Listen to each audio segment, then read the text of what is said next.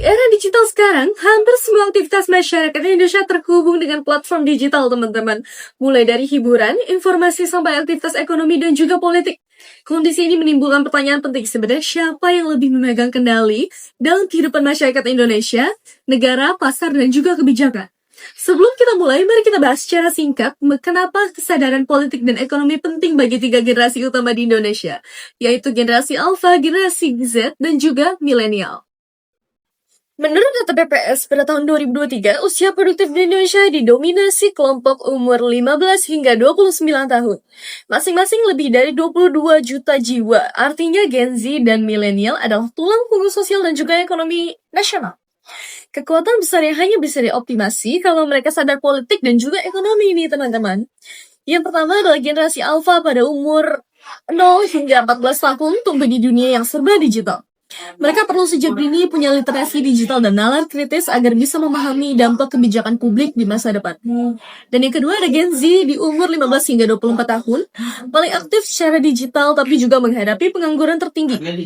Pada data BPS 2025 dan CNBC Indonesia menunjukkan ada sekitar 3,5 juta jiwa Gen Z yang belum bekerja.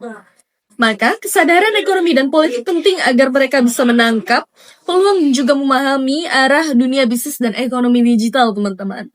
Dan yang ketiga ada milenial, berusia sekitar 25 hingga 30 tahun, mendominasi dunia bisnis dan juga ekonomi digital. Kesadaran fiskal dan kebijakan publik membantu mereka beradaptasi dalam dunia kerja dan investasi. Secara makro, ekonomi Indonesia tumbuh sekitar 5,03 hingga 5,12%. Ini menurut data BPS dan juga Bank Indonesia pada tahun 2025 dengan PDB sekitar 22.139 triliun rupiah. Namun stabilitas ini sangat dipengaruhi kebijakan negara dan juga APBN. Sementara itu ekonomi digital tumbuh sekitar 14% per tahun ya, dan diproyeksikan mencapai 100 miliar USD pada 2025. Ini berdasarkan data Google Temasek Bain pada tahun 2025. Menunjukkan bahwa pasar digital menjadi motor ekonomi baru. Di sisi sosial, 80,66% masyarakat Indonesia terkoneksi internet, teman-teman. Ini berdasarkan data dari APJII pada tahun 2025, tapi 85% dari mereka lebih banyak mengakses hiburan ketimbang edukasi. Ini berdasarkan data dari Good State pada tahun 2024. Platform seperti YouTube dengan 151 juta pengguna, menurut data Reportal pada tahun 2026, kini menjadi sumber utama informasi politik dan juga ekonomi bagi generasi muda.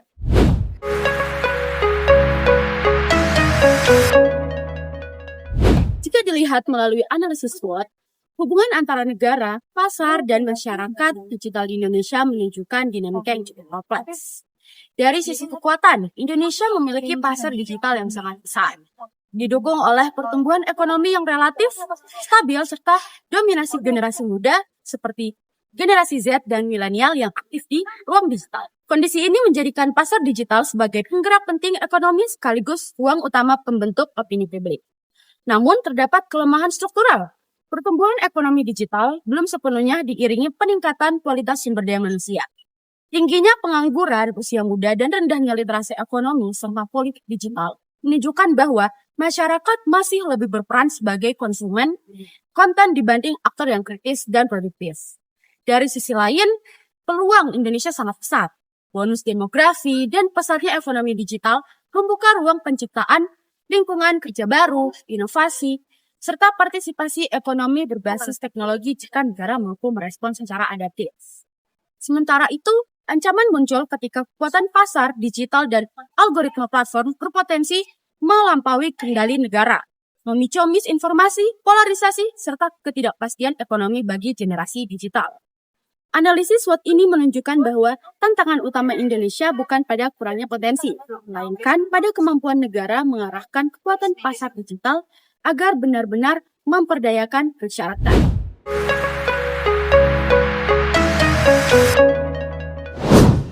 Kalau dilihat dari sisi politik, negara di Indonesia cukup aktif mendorong ekonomi dan pasar digital lewat pembangunan infrastruktur dan kebijakan nasional. Tapi tantangannya ada di kecepatan, karena perkembangan platform digital jauh lebih cepat dibanding proses politik dan birokrasi. Jadi penguasaannya masih punya celah. Nah, kalau secara ekonomi, Indonesia relatif stabil dengan pertumbuhan sekitar 5%. Ekonomi digital jadi penggerak penting, terutama bagi milenial dan Gen Z, karena membuka banyak peluang baru. Tapi sayangnya, pertumbuhan ini masih belum rata dan belum sepenuhnya menyerap tenaga kerja muda, sehingga peran negara masih dibutuhkan. Nah, dari sisi sosial, masyarakat Indonesia didominasi generasi muda yang sangat aktif di ruang digital. Platform seperti YouTube sudah jadi bagian dari keseharian, tapi konsumsi hiburan masih lebih dominan dibanding konten edukatif, yang menunjukkan literasi digital masih terbatas. Nah, kalau dari aspek teknologinya, algoritma platform sangat menentukan konten yang dikonsumsi masyarakat. Teknologi membuka peluang besar, tapi juga membuat negara sering bersikap reaktif karena pasar bergerak lebih cepat. Nah, yang terakhir nih, kalau secara lingkungan, ekonomi digital memang mengurangi aktivitas fisik, tapi meningkatnya konsumsi energi dan kebutuhan infrastruktur. Karena itu, pertumbuhannya perlu diarahkan agar tetap berkelanjutan.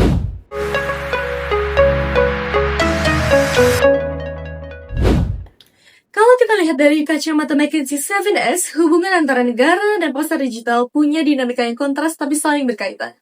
Dari sisi strategi, negara fokus pada stabilitas jangka panjang lewat transformasi digital, infrastruktur, dan APBN sebagai penyangga ekonomi. Sementara pasar digital bergerak lebih cepat dan adaptif pakai algoritma, inovasi produk, dan juga monetisasi konten buat terus bertumbuh.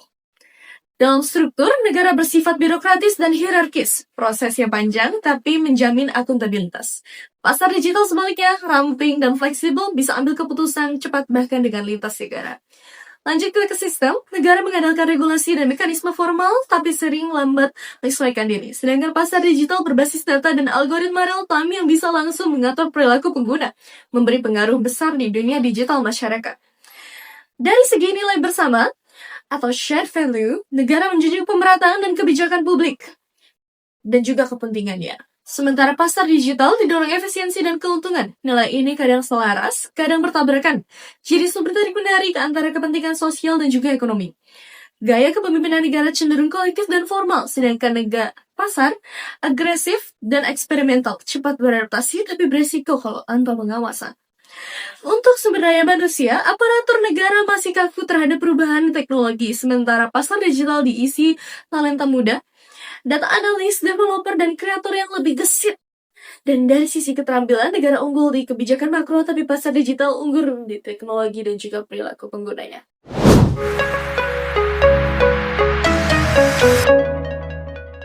Kalau kita lihat dari sisi produk, di pasar digital yang dikonsumsi masyarakat itu bukan cuma barang atau jasa, tapi juga konten dan pengalaman digital. Di platform seperti YouTube, produk utamanya adalah video, mulai dari hiburan, edukasi, sampai opini. Bagi generasi Z dan milenial, konten ini jadi bagian dari kehidupan sehari-hari dan sumber informasi utama.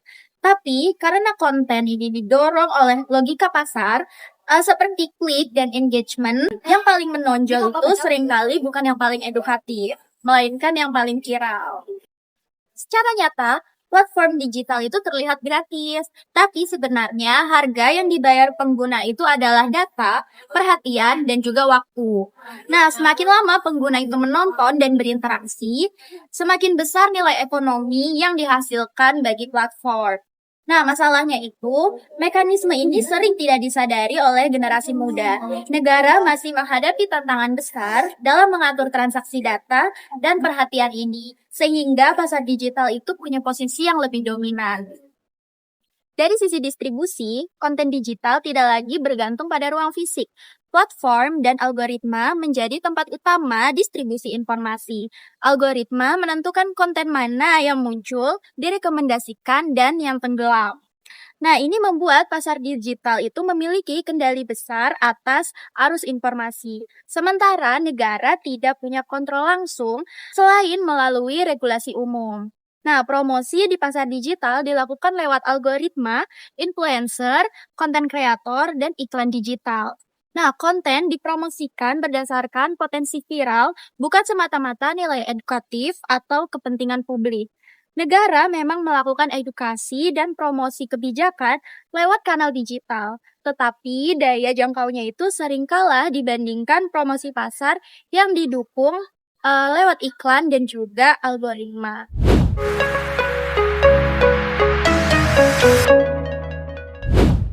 Dari seluruh analisis yang telah dibahas, dapat disimpulkan bahwa tidak ada satu faktor tunggal yang sepenuhnya memegang kendali. Nah, pasar digital melalui platform dan algoritma ini memiliki pengaruh besar dalam kehidupan sehari-hari masyarakatnya. Namun, negara tetap memegang peran penting melalui kebijakan dan regulasi. Tantangan kedepannya adalah bagaimana negara itu mampu mengarahkan kekuatan pasar digital agar benar-benar memberdayakan masyarakat. Nah, khususnya generasi Z, milenial, dan generasi alfa, tanpa mengorbankan kepentingan publik dan kualitas demokrasi.